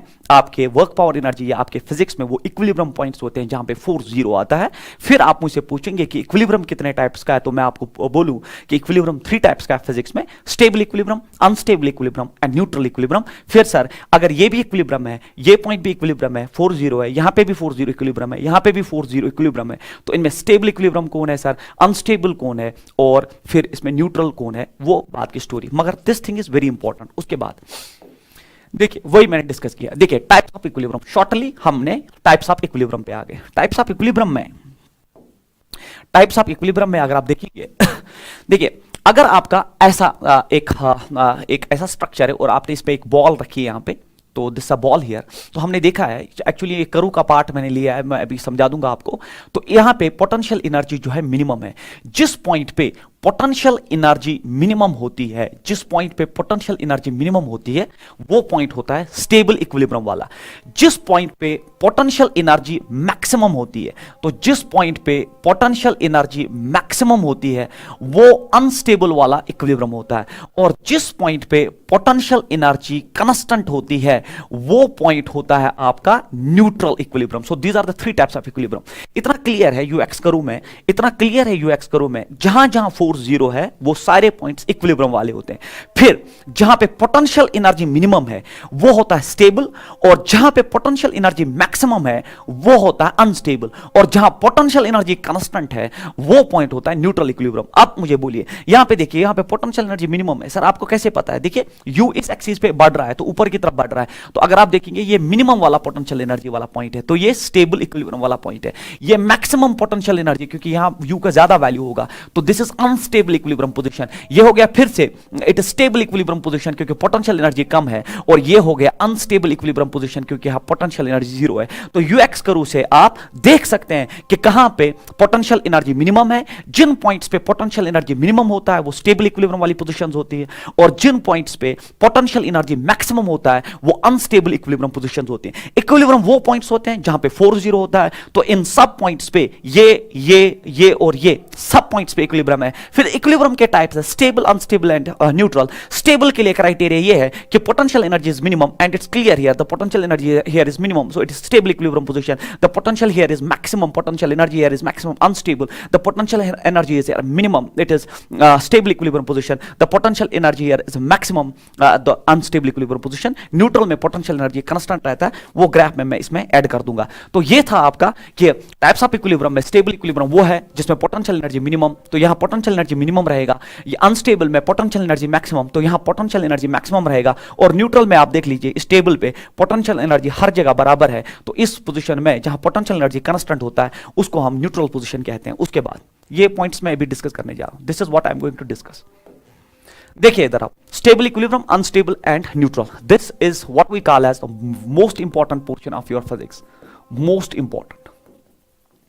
ठीक है, यहां से कंसेप्चुअल से लेके न्यूमेरिकल्स तक आप सॉल्व कर सकते हैं।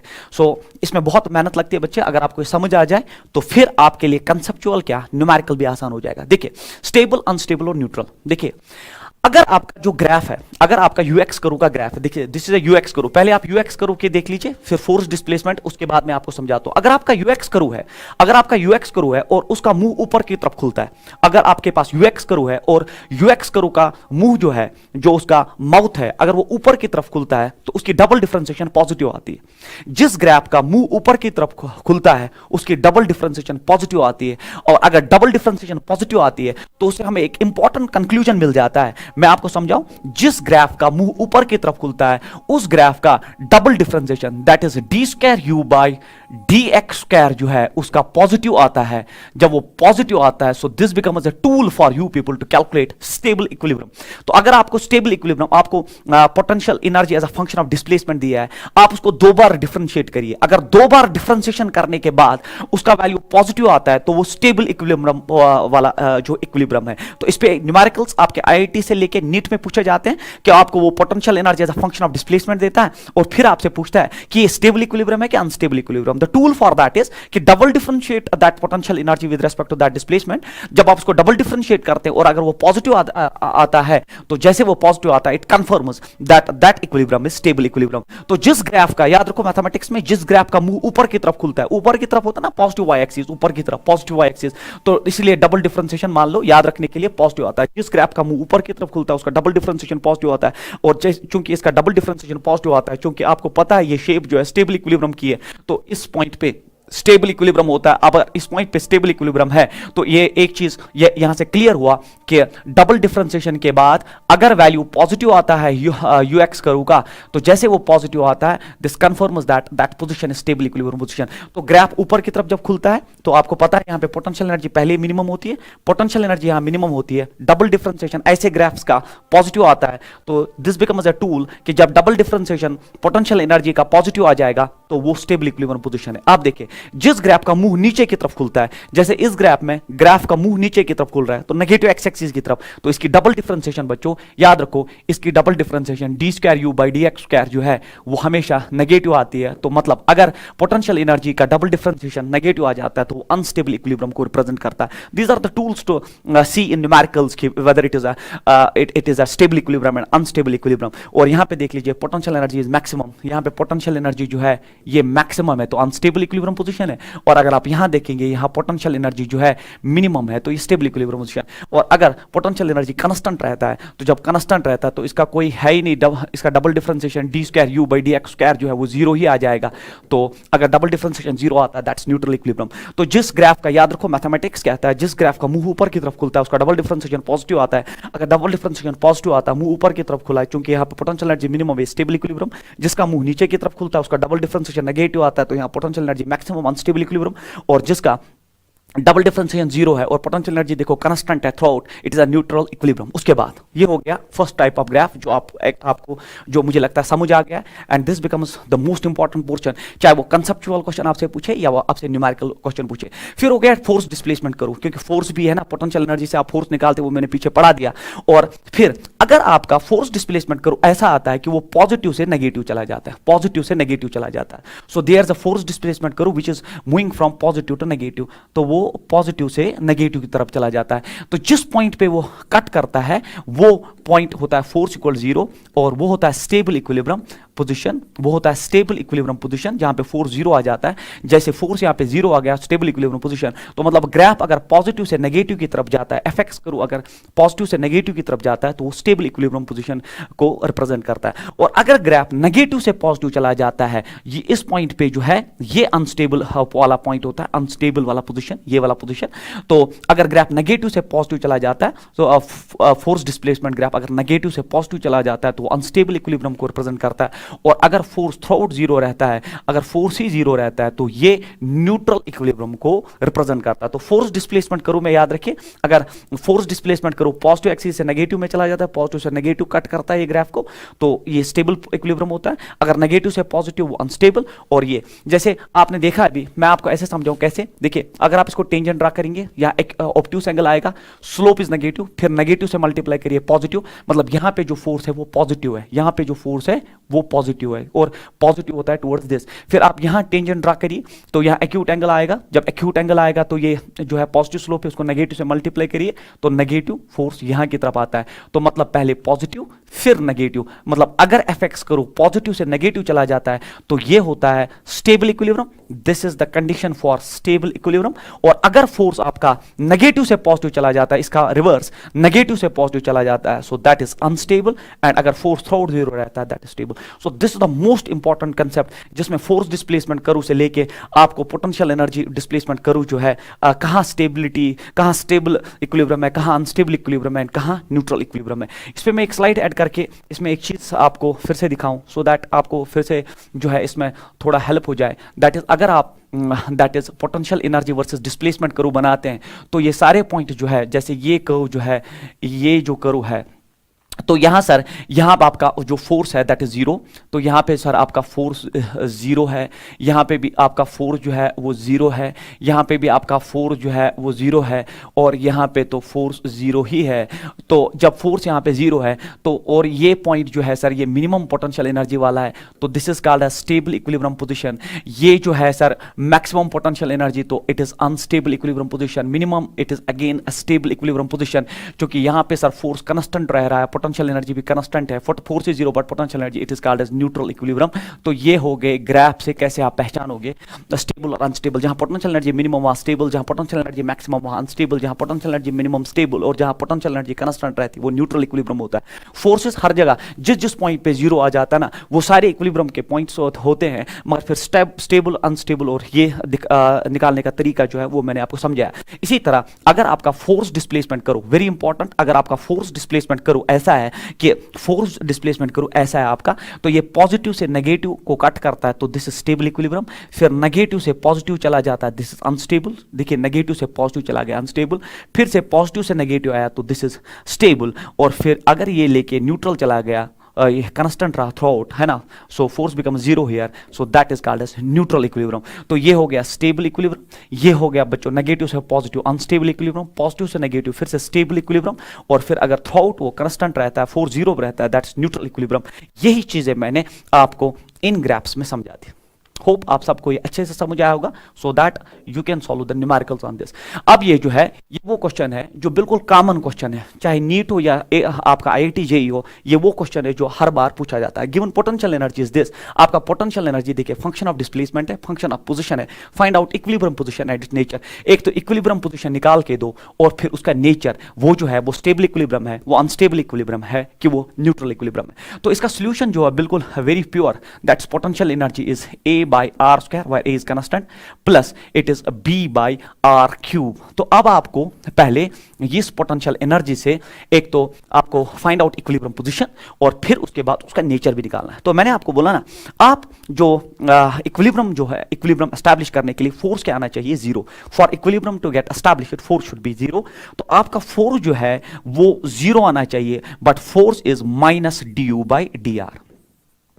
Force is equal to minus D U by D R. तो जब हम इसको डिफरेंशिएट करेंगे D U by D R, single differentiation जैसे इसको करेंगे यू को विद रेस्पेक्ट आर, जब इसको डिफरेंशिएट करेंगे और डिफरेंशिएशन उसका इक्वेट करेंगे जीरो, तो हमें इक्विलिब्रियम पोजीशन मिल जाएगी। तो what is the tool to calculate the equilibrium position? You differentiate the potential energy with respect to distance, single differentiation, and equate it to zero. Sir आप zero को कैसे क्यों इक्वेट कर रहे हो? क्योंकि आप मुझसे इक्विलिब्रियम पोजीशन पूछ रहे हो। जब भी इक्विलिब्रियम एस्टैब्लिश होता है तो आपका फोर्स जीरो होता है। So differentiate once with that distance and equate it to zero, you will, जैसे आप इक्वेट इट टू जीरो तो आपको आर मिलेगा, वो आपको इक्विलिब्रियम पोजीशन देगा। और फिर एंड इट्स नेचर, फिर यू को और एक डिफरेंशिएट करो, मतलब डबल डिफरेंशिएशन। अगर वो डबल डिफरेंशिएशन आपका पॉजिटिव आता है तो स्टेबल इक्विलिब्रियम, अगर वो नेगेटिव आता है अनस्टेबल इक्विलिब्रियम, क्योंकि मैंने अभी ग्राफ्स में आपको पीछे पढ़ा दिया। अगर डबल डिफरेंशिएशन पॉजिटिव आता है स्टेबल इक्विलिब्रियम, अगर नेगेटिव आता है तो अनस्टेबल, और अगर जीरो आता है तो वो स्टेबल इक्विलिब्रियम को रिप्रेजेंट करता है। तो इसमें यह है कि आपका जो है इसका डिफरेंशिएशन जो है कैसे करेंगे आप सर, तो मैं लिखूंगा यहां पे it is D U by D are. इसका जो डिफरेंशिएशन आपका है, तो जब इसका डिफरेंशिएशन आप करेंगे तो आपको पता होना चाहिए ना, D by D X of X raised power N is a formula, it is N X raised power N minus one. यह हम 11 के पहले दिनों में आपको पढ़ाते हैं।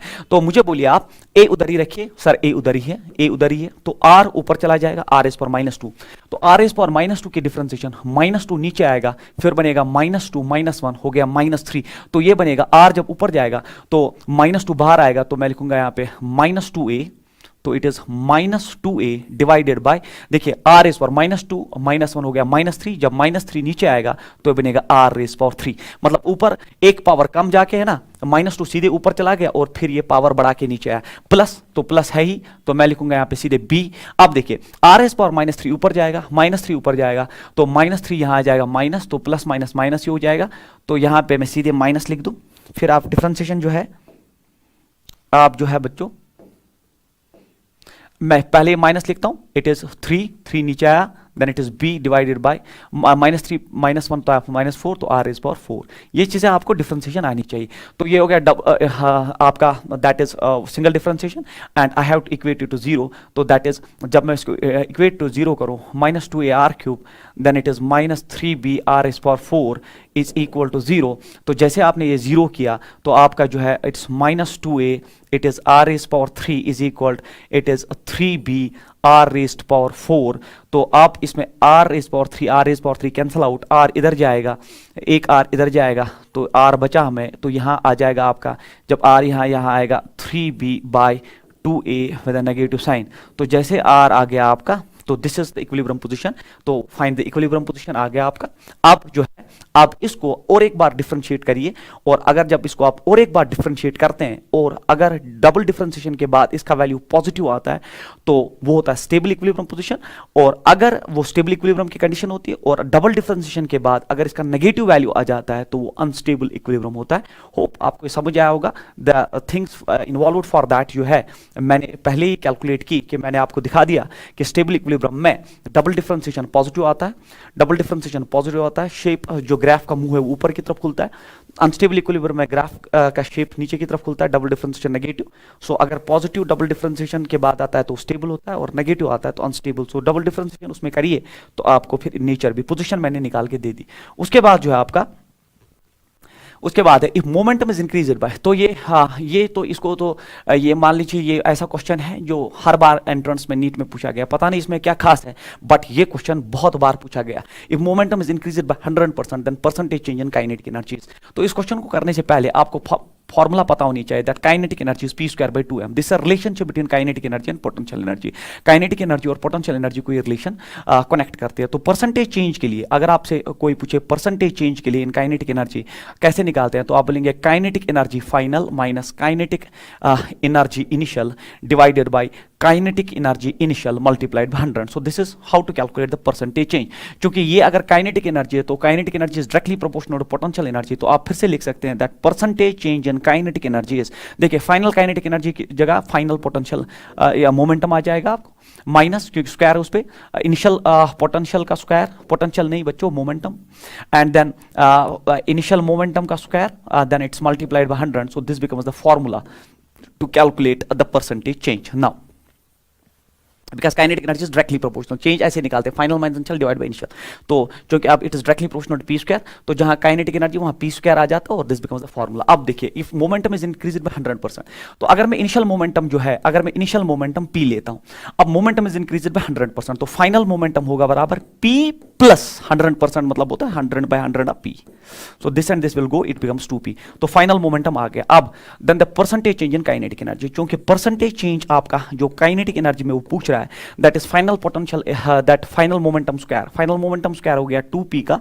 स्क्वायर माइनस इनिशियल मोमेंटम का स्क्वायर हो गया आपका p स्क्वायर डिवाइडेड बाय आपका इनिशियल मोमेंटम का स्क्वायर हो गया p square multiplied by 100, this will be the percentage change. ये हो गया 4p square minus p square, that is 3p square divided bye p square multiplied by 100%, तो ये p square, तो this is 300% will be the change in kinetic energy. So if momentum is increased by 100%, the percentage increase in momentum is 300%. Very important question, आप इसको formula को याद करके जाइए। उसके बाद वर्क एनर्जी थ्योरम, ये है वो टूल जिससे आप बहुत कुछ कर सकते हो। आप बोलोगे सर आपने तो स्टार्ट में ही वर्क एनर्जी थ्योरम पढ़ाया था, पहले ही आपने वर्क एनर्जी थ्योरम से ही स्टार्ट किया, तो वो मैंने आपको दिखाया कि डिफरेंट कंडीशंस वर्क डन की जब पूछी जाती है, that your displacement is function of time, your velocity is function of time, your velocity is function of position, then you can use work energy theorem as a tool to calculate work done. But here in this case that work energy theorem जो है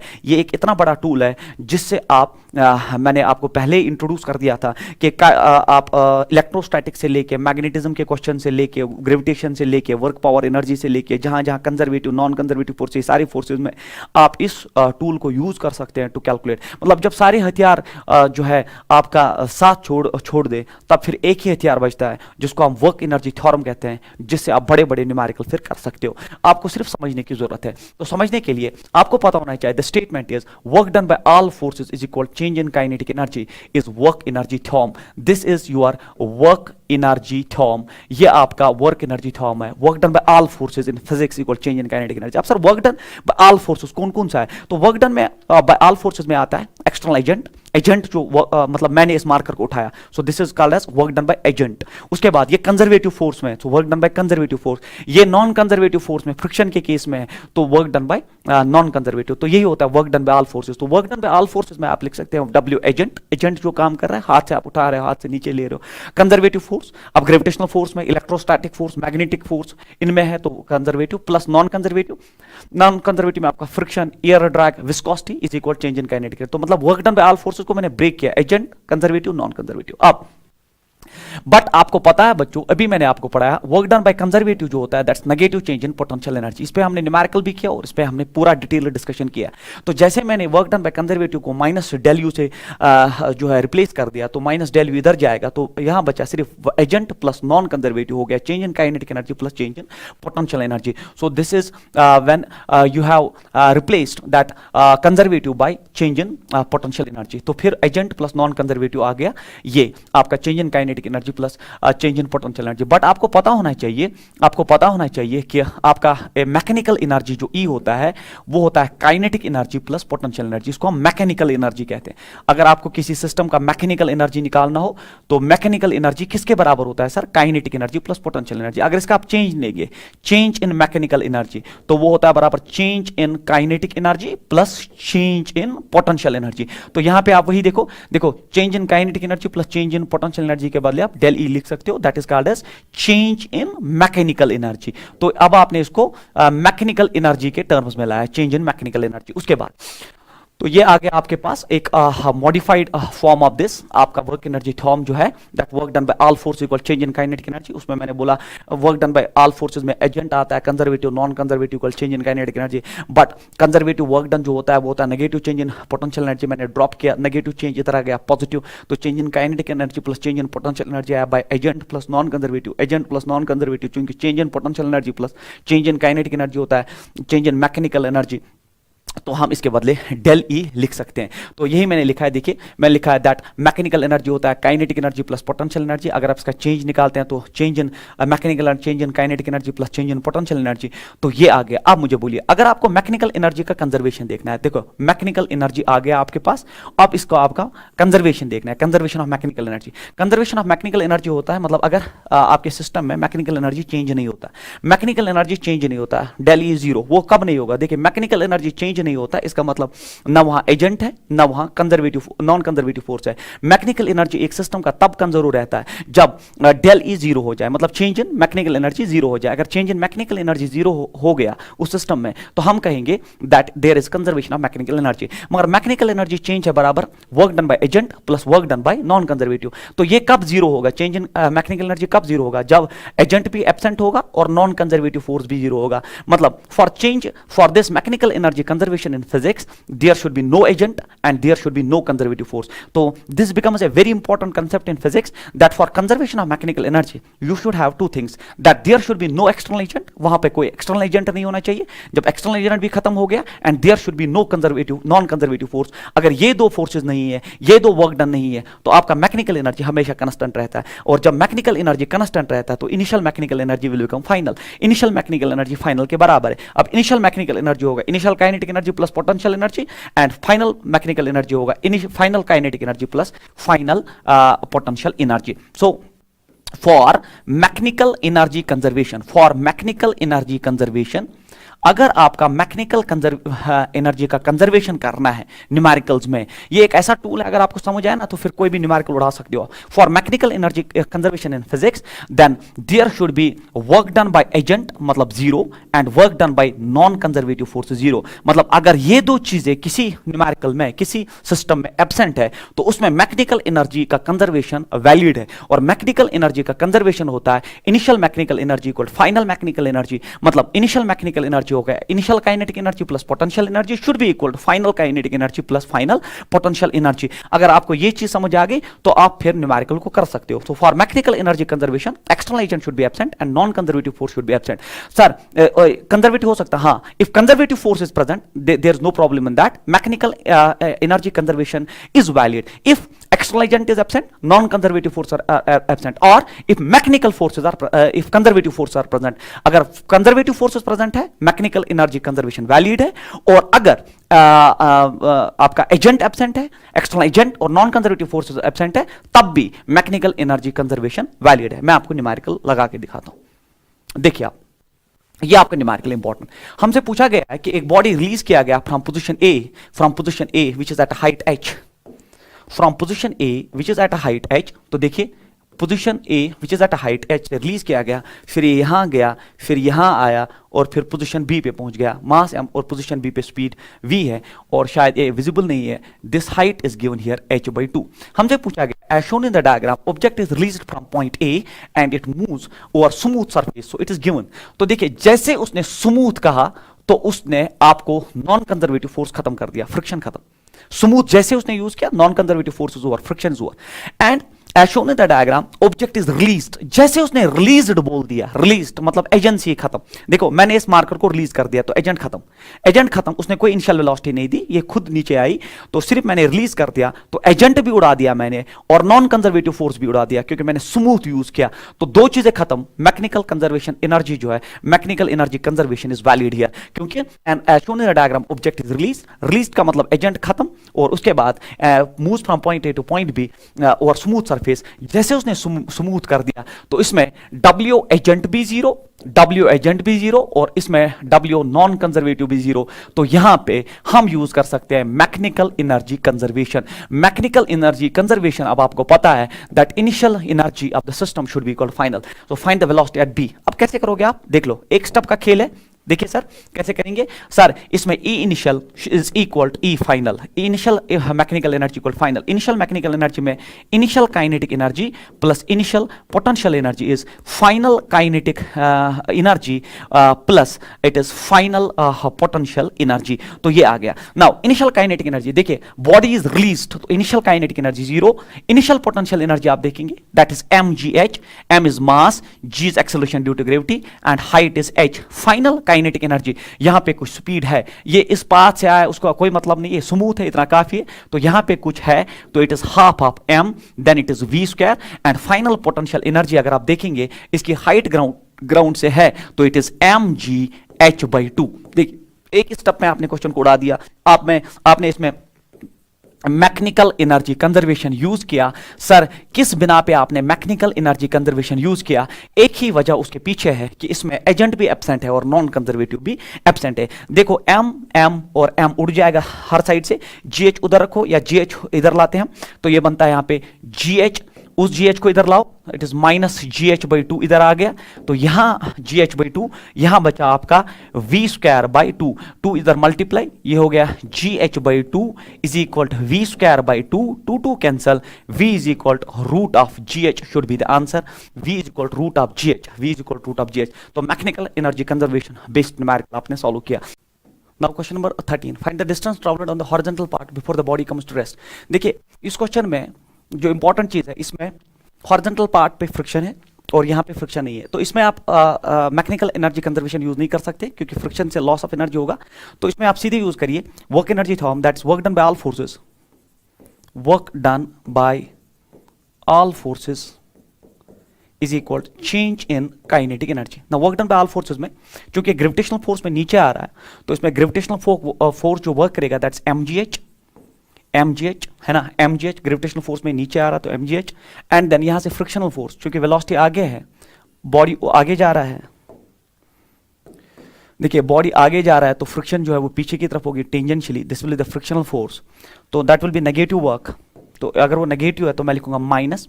अब frictional force का work क्या होता है? That's frictional force into the distance travelled, that's x, force into distance is equal change in kinetic energy. देखिए initially भी body rest पे, इनिशियली भी जो बॉडी है दैट्स एट रेस्ट, फाइनली भी जो बॉडी आ रही है वो रेस्ट पे, क्योंकि रेस्ट होके ही आपको फाइनल डिस्प्लेसमेंट मिल जाएगा। तो इनिशियली भी काइनेटिक एनर्जी जीरो, फाइनली भी जीरो।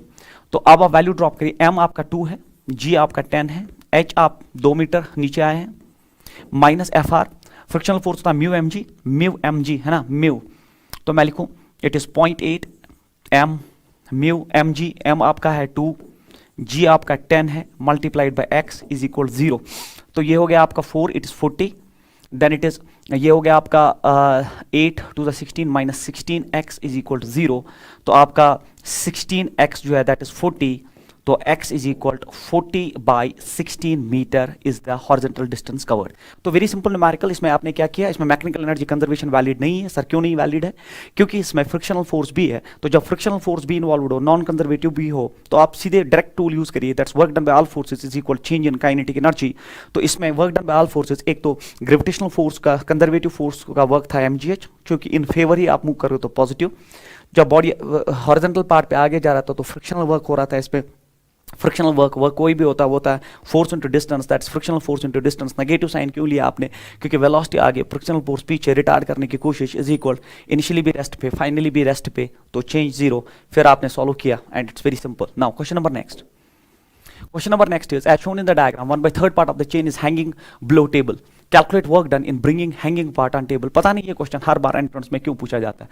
ये क्वेश्चन ऐसा है कि आपको 1/3 part of the chain is hanging below the table, मतलब ये जो है it is 1/3 part, 1/3 of length, मतलब if the total length, तो अगर मैं टोटल लेंथ जो है, अगर हम टोटल लेंथ चेन की L लेते हैं तो हैंगिंग वाला पार्ट जो है, हैंगिंग वाला पार्ट जो है उसकी लेंथ है L/3, वही होता है, that is 1/3 of length. So if as shown in the diagram 1/3 part of the chain is hanging below the table, 1/3 part of the chain जो है वो हैंगिंग बिलो द टेबल है, तो it is hanging like this. तो if the total length of the this chain is L, तो 1/3 L/3 जो है वो टेबल से हैंगिंग है। Calculate work done in bringing hanging part on the table, मतलब आपको इस पे कितना काम करना पड़ेगा कि जो हैंगिंग पार्ट है वो टेबल पे वापस आ जाए। दैट्स वेरी इंपॉर्टेंट क्वेश्चन, क्या है मैंने लिख दिया important, it's very important numerical, आपके नीट में पूछा जाता है। देखो इसको करने का तरीका ये है कि आप पोटेंशियल एनर्जी का रेफरेंस बनाइए। देखिए अगर ये आपका टेबल है तो ये मैं रेफरेंस लेता हूं, if this is my reference, so this is my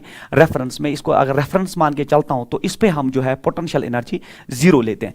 तो रेफरेंस के ऊपर, क्योंकि पोटेंशियल एनर्जी एक ऐसा कंसेप्ट है कि अगर आप ये रेफरेंस मानते हैं, if this is your reference, तो रेफरेंस पे potential energy 0, potential energy reference के ऊपर पॉजिटिव और पोटेंशियल एनर्जी रेफरेंस के नीचे नेगेटिव, क्योंकि पोटेंशियल एनर्जी जो है with respect to the position ही कैलकुलेट किया जाता है। तो रेफरेंस पे हो पोटेंशियल एनर्जी जीरो, रेफरेंस के ऊपर हो पोटेंशियल एनर्जी पॉजिटिव, रेफरेंस के नीचे हो पोटेंशियल एनर्जी नेगेटिव। तो इस केस में मैं टेबल को ही रेफरेंस मान के चलता हूं। मतलब अगर मैंने पूरा चेन यहां पे लाया तो पोटेंशियल एनर्जी जीरो, अगर चेन नीचे है तो नेगेटिव, अगर चेन को ऊपर लिया तो पॉजिटिव है। तो अब मुझे बोलिए आप, देखिए अगर आपको देखना है कि हैंगिंग पार्ट जो है चेन का मैं यहां पे बनाऊं, तो hanging part of the chain I will make it with a different colour, and that colour जो है वो मैं येलो बनाता हूं। ये है आपका chain, this is your chain, and इस चेन का एक खेल ये है कि L/3 पार्ट इज हैंगिंग, तो this is the L/3 part which is hanging. तो चेन का L/3 पार्ट हैंगिंग है, तो आप रेफरेंस से देखिए पहले नीचे कितना है, रेफरेंस से नीचे कितना है L/3 पार्ट, तो इसका जो सेंटर ऑफ मास है, हम सेंटर ऑफ मास को देखते हैं, तो it is called as centre of mass, या हम सेंटर ऑफ मास का जो है रेफरेंस से नीचे देखते हैं। तो अगर L/3 टोटल हैंगिंग है तो सेंटर ऑफ मास जो है वो L/6 पे होगा, इसके हाफ पे होगा, क्योंकि it's uniform distribution of mass. अगर टोटल मास m है, तो अगर टोटल लेंथ l है, तो अगर L/3 हैंगिंग है तो रेफरेंस के रेस्पेक्ट में जो सेंटर ऑफ मास है वो L/6 पे है, क्योंकि L/3 का हाफ L/6 पे। अब ये है इसका पोटेंशियल एनर्जी, क्योंकि हम potential energy with respect to the centre of mass निकालते, तो हमारा जो इनिशियल पोटेंशियल एनर्जी आएगा, क्योंकि वो रेफरेंस के नीचे है तो माइनस होगा। अब हैंगिंग पार्ट है L/3, उसका मास भी होगा m/3, तो mass is m/3, then g and h is the height of the center of mass, not the hanging length, that is L/6। तो इनिशियल पोटेंशियल एनर्जी जो आपका है that is minus mgl/18। So this is your initial potential energy. जब आपने table पे लाया, on table जब लाया, आपने पूरा खींच के आपने टेबल पे लाया, तो आपका फाइनल पोटेंशियल एनर्जी जीरो हो जाएगा। आपने खींच के, क्योंकि आपने रेफरेंस पे लाया, दैट इज जीरो। तो वर्क डन होता है बराबर that is change in potential energy final minus initial. तो आपका फाइनल पोटेंशियल एनर्जी आपने रेफरेंस पे लाया जीरो, माइनस आपका इनिशियल है माइनस mgl/18, तो आपका वर्क डन आएगा mgl/18 is the answer of this question. तो मतलब जब भी पोटेंशियल एनर्जी बेस्ड न्यूमेरिकल आ जाए ना, तो उसको आप रेफरेंस के हिसाब से बनाइए, रेफरेंस पे जीरो, रेफरेंस के ऊपर पॉजिटिव, रेफरेंस के नीचे नेगेटिव। मैंने टेबल को ही रेफरेंस मान लिया, जैसे रेफरेंस पे आ गया ये, तो रेफरेंस से नीचे वाला पार्ट उसका पोटेंशियल एनर्जी नेगेटिव होगा। अब मास कितना है, m/3 हैंगिंग है, L/3 हैंगिंग है, तो उसका मास m/3 g यू नो। अब length is not L/3, centre of मास की लेंथ ली जाती है रेफरेंस से, तो L/6 इनिशियल पोटेंशियल एनर्जी। जब आपने पूरी चेन को टेबल पे लाया, फाइनल पोटेंशियल एनर्जी रेफरेंस पे जब पूरी चेन आ गई तो potential energy zero. Work done होता है, फाइनल पोटेंशियल एनर्जी क्या था, इनिशियल क्या था, final minus initial, final is zero, minus minus इसका वैल्यू तो आ गया mgl/18। So answer should be mgl/18। Now देखिए, a particle moves with the velocity of this, तो आपको वेलोसिटी दे दिया गया है, that is 5i cap minus 3j cap, sorry,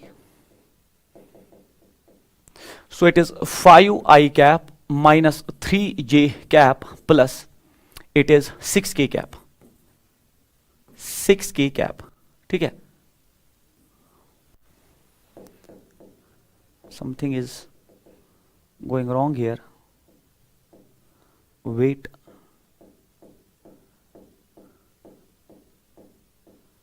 हाँ देख लीजिए आप, I will use a different color, that is initial velocity, the velocity of the body, initial नहीं, velocity is given,